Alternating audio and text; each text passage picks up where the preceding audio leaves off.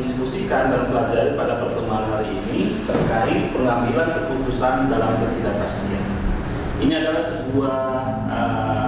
sebuah sikap yang harus kita ambil dalam praktek berbisnis, karena berbisnis adalah sesuatu yang mungkin kita menemui sesuatu yang sulit di hadapan kita. Maka kita harus mengambil sebuah keputusan. Maka keputusan apa yang tepat, yang kira-kira di masa ketidakpastian kita dapat mengambil sebuah keputusan. Jadi materi ini yang kita akan bahas.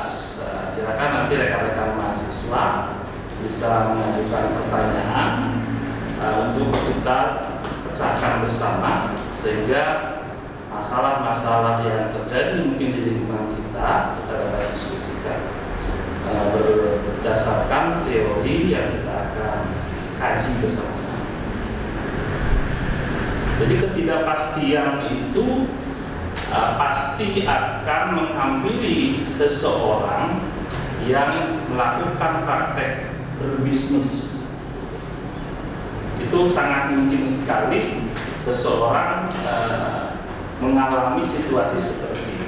Maka ketidakpastian itu adalah bagian dari mungkin penyebab utamanya karena seseorang tidak mempunyai pengetahuan, tidak mempunyai pengalaman, atau bahkan tidak mempunyai dukungan dari yang lainnya sehingga dia menyebabkan ketidakpastian. Umpamanya saja ketidakpastian karena dia harus membesarkan sebuah unit usahanya dari segi modal, dia tidak punya koneksi, tidak punya pinjam ke perbankan karena tidak punya aset yang diagunkan serta tidak punya data untuk kelengkapan data-data pinjaman tersebut, maka dia dilema di situ. Di sisi lain bisnisnya harus diselamatkan atau harus dibesarkan dengan modal, tapi dia tidak punya.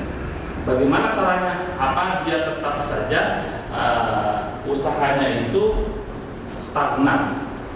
Maka kalau stagnan akan terlindas dengan pesaing-pesaing bisnis lain. Seperti itu. Maka seperti apa strategi dan pemecahan masalahnya? Maka keputusan dalam kondisi ini yang lain ada lagi. Pengambilan keputusan dalam situasi ketidakpastian yang disebabkan oleh konflik. Maka konflik menurut Profesor Malik Fajar itu menyebabkan keterpurukan seseorang atau institusi atau lembaga.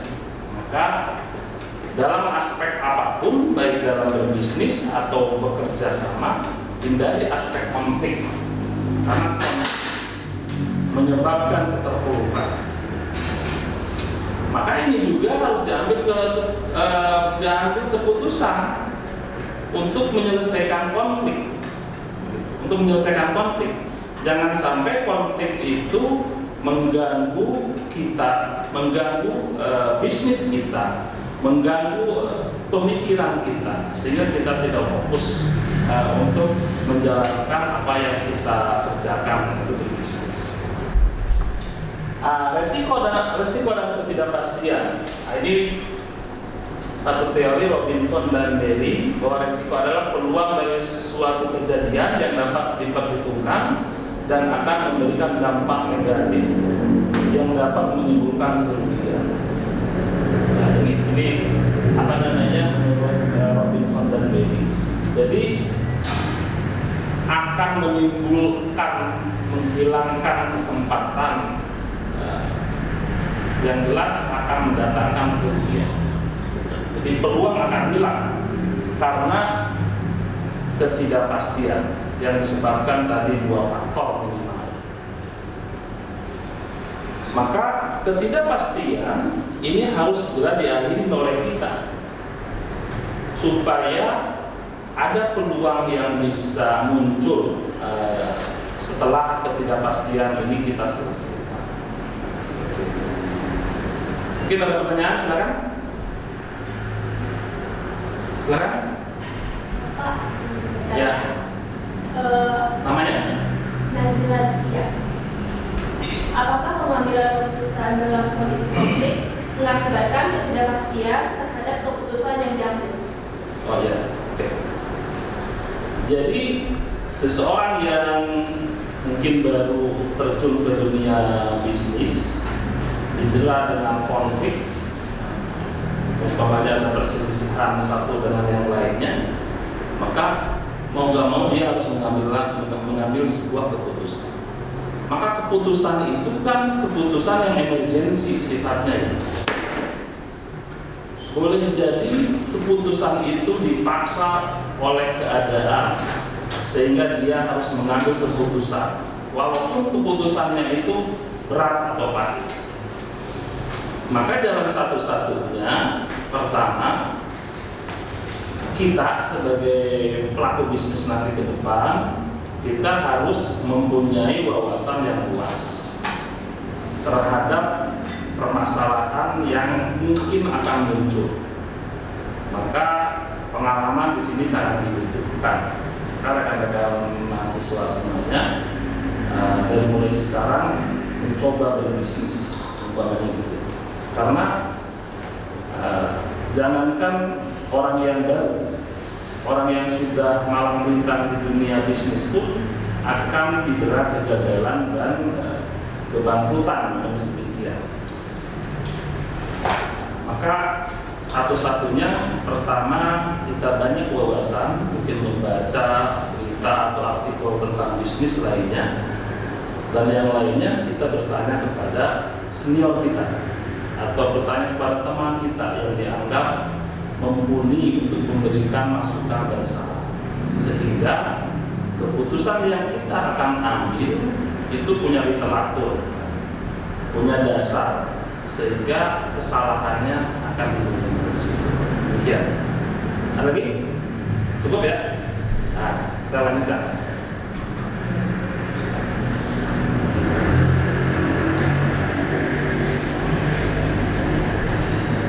Nah, ini pembuatan keputusan. Tipe-tipe keputusan. Tipe-tipe keputusan berdasarkan terprogram tidaknya sebuah keputusan. Seorang pimpinan kadang-kadang harus mengambil keputusan cepat dan tepat. Kalau dia tidak mengambil keputusan cepat, akan diambil orang lain. Mengambil keputusan cepat tapi tidak tepat, merugikan bisnisnya, merugikan institusinya. Maka pengambilan keputusan, ini kita harus bagaimana bisa supaya kita cepat dan tepat, begitu caranya. Caranya keputusan yang diprogram, format decision, keputusan yang dibuat menurut kebiasaan, aturan atau prosedur. Maka kita sudah harus tahu kalau kita bekerja di sebuah lembaga A namanya, maka kita harus memahami karakteristik lembaga itu. Lembaga itu bagaimana kalau mengambil keputusan ini dan ini.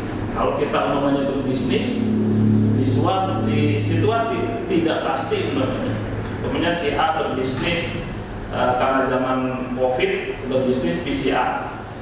PCR ini kan orang yang ada beberapa orang yang terjebak dengan bisnis PCR karena dimungkinkan akan booming ke depan, maka dia belanja yang banyak, membuat stok banyak. Beberapa kemudian kan situasinya berubah, maka gagallah menyimpan stok banyak, persaingan tambah banyak, barang tambah banyak, harga akan turun, sedangkan dia belanja mahal. Gitu. Maka di sini harus diperhitungkan menjual sebuah produk yang sifatnya temporer, maka jangan coba-coba menyimpan stok yang gitu. Seperti itu umpamanya kan. Jadi tahu kita kondisi, situasi, keadaan lingkungan, keadaan perekonomian secara global dan lain-lain, itu yang harus kita pahami. Ya. Jadi keputusannya yang terprogram. Yang kedua, keputusan yang tidak diprogram, non-programming decision, keputusan yang berkenaan dengan masalah-masalah khusus, khas, dan tidak biasa. Ini yang agak susah. Ya mungkin lebih ke intuisi, lebih ke pengalaman, lebih ke kebiasaan karena dia sudah terbiasa mengambil sebuah keputusan sehingga keputusan itu bisa tepat dan cepat. Gitu ya. Jadi intinya kita harus belajar mengungkapkan atau membuat sebuah sikap yang jelas dan tegas. Itulah karakter seorang pemimpin. Kalau pemimpin tidak bisa memutuskan permasalahan dengan cepat dan tepat, itu bukan pemimpin. Jadi demikian. Selanjutnya tipe-tipe keputusan ini sama masih berdasarkan kondisi kepastian, risiko dan ketidakpastian.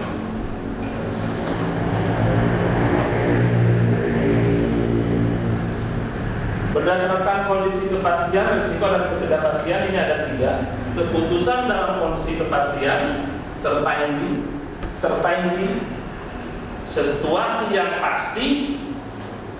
Seorang decision making pasti harus tepat, ini tidak boleh tidak tepat. Situasi pasti, jangan salah mengambil sebuah keputusan dan dia harus cepat dan tepat. Kedua, keputusan dalam kondisi risiko risk. Maka di situ perbandingan mana mudorotnya yang paling kecil, mudorotnya yang paling besar kita hindari. Manfaatnya yang besar, manfaatnya yang kecil kita banding-bandingkan. Kalau itu 2 pilihan yang harus kita ambil. Jadi kita harus menghindari risiko risk. Seperti itu. Ketiga, keputusan dalam kondisi ketidakpastian, uncertainty. Keputusan yang dibuat saat para manajer tidak mengetahui probabilitas, bahkan mungkin tidak mengetahui kemungkinan hasil. Ini salah. Jadi ketidakpastian yang menghingap kepada kita, tapi kita harus mengambil sebuah keputusan yang jelas, tepat dan cepat. Itu ya. Jadi itu tipe-tipe pengambil keputusan. Paham atau bingung? Silakan ada yang lagi. Ya. Siapa namanya? Aziza. Ya. Di situasi ketidakpastian seperti bisnis, bahan pokok yang fluktuatif atau naik turun, mana yang terbaik yang menentukan sebuah keputusan sampai situasi kondusif atau seperti apa? Umpamanya sekarang harga minyak yang tidak tentu. Kita seorang distributor minyak, demikian kan? Apakah kita nggak usah jualan minyak dulu karena harga fluktuatif seperti itu, minyak yang ada kita timbun, gitu kan? Yang pertama, terkait di undang-undang negara kita, penimbunan sebuah produk yang dibutuhkan oleh khalayak ramai itu tidak dibolehkan. Itu kejahatan ekonomi. Maka kita tidak boleh menimbun barang. Jadi ada aturan itu. Memang para pedagang dia sangat dilema ya. Kalau dia keluarkan barang itu, umpamanya minyak goreng itu yang dia keluarkan dengan harga sekarang, besok itu akan naik. Berarti dia besok belanja harus menambah modal, gitu kan? Dia harus menambah modal usahanya. Itu kan ketidakpastian. Berarti modal boro-boro untung, modal dia harus bertambah, harus menambah modal. Itu yang kedua. Yang ketiganya, di situasi seperti ini, dia jangan terlalu berani. Pertama tadi yang telah di awal tadi saya contohkan PCR gitu ya. Ini juga sama. Jangan terlalu berani membuat stok barang yang banyak. Jadi perputarannya langsung habis saja. Kita minimalisir resiko. Karena kita punya link bagus, umpamanya orang lain minyaknya nggak punya stok, kita punya. Kan kita punya punya punya akses ke perusahaan minyak, stok banyak, besok kan harga nggak naik. Jadi jangan terlalu berani. Maka pengambilan keputusan di situasi seperti itu menangguhkan pun nggak bisa, jalan terus tapi secara pelan. Maksudnya secara pelan itu langsung habis, jangan menunggu barang. Yang lain kan? Siapa? Ya. Bagaimana cara Reza, Pak? Ya. Bagaimana cara meminimalisir risiko dari pengambilan sebuah keputusan dari situasi yang tidak pasti? Meminimalisir resiko yang tadi telah saya sampaikan, ya pertama ya kalau itu semua beresiko, ambil resiko yang paling kecil. Bagaimana tahu resiko itu yang paling kecil? Yang tadi, kalau jualan minyak itu harganya masih fluktuatif tinggi, jangan ambil resiko banyak, jangan buat stok banyak, ya menjual sesuai omset yang kita jual saja, nggak usah neko-neko. Kalaupun kita mau menimbun karena harga yang lama, mungkin besok harga akan turun juga, seperti itu. Jadi itulah pengambilan risiko di saat situasi sulit gitu ya, seperti itu. Ada lagi lain? Cukup ya? Ya. Terima kasih, mudah-mudahan kita semua dapat belajar dari apa-apa yang kita alami di luar sana yang bisa kita ambil pelajaran, serta kita merujuk. Kalau kita kaum intelektual, maka rujuklah teori-teori yang ada terkait ekonomi, sehingga antara teori dan praktek kita bisa match-kan dan menjadi pelajaran buat kita, sehingga ketidakpastian kita bisa atasi dengan baik, memadukan antara teori dan praktek di lapangan. Terima kasih rekan-rekan mahasiswa. Bila kita tutup dengan baca hamdalah.